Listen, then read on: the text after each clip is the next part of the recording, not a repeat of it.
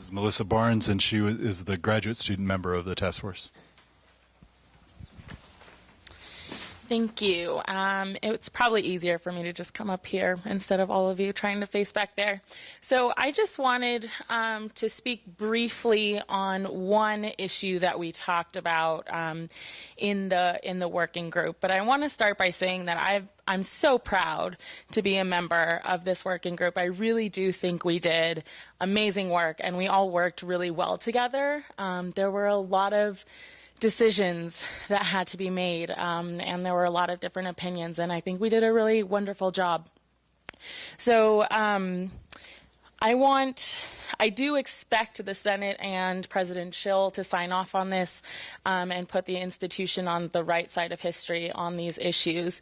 One important aspect of this process was negotiation and compromise. And as with all compromise, some decisions were easy and some were fairly uncomfortable for some people.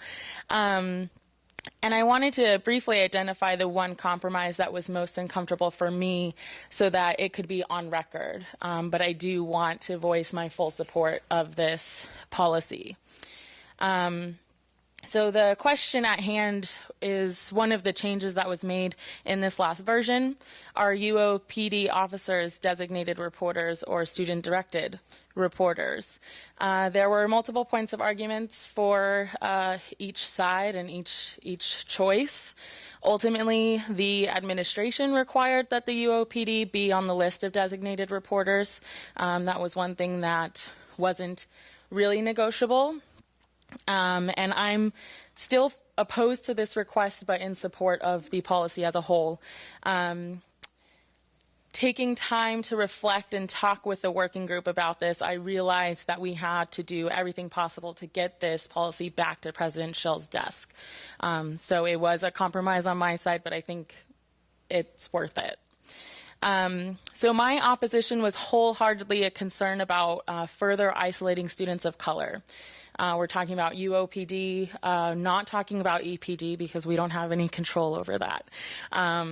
And regardless, my opinion was that regardless of police presence and behavior on our campus, students of color have likely had interactions with other police officers and already have in mind what police officers stand for. For me, requiring UOPD to report all reports of sexual violence to the Title IX coordinator may perpetuate a system of mistrust rather than work toward building trust, especially with students of color. Ultimately, I do think this decision will have implications, both positive and negative, that we can't see, we can't foresee. I think this is one of the parts of the policy where we would have to revisit it multiple times. So I fully expect for the administration to take this concern seriously and to allocate resources toward changing this system of mistrust rather than perpetuating mistrust and betrayal. And I have already volunteered myself to be part of every step of this change and this process. There is a provision in the policy about regular systematic monitoring and revising of this policy, so there is inherent responsibility to address this concern among other concerns. To reiterate quickly, I want my concern to be part of the official record of this policy, and I want to create accountability for the administration and others on this campus to continue working on these concerns and issues.